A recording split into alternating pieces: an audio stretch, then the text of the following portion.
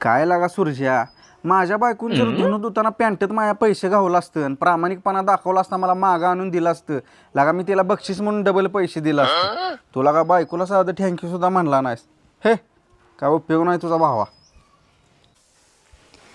माझंच पैसे गणी ह्यांच्या खिशात ठेवते, म्हणजे माझा प्रामाणिकपणा बघून हिने मला डबल पैसे देतील.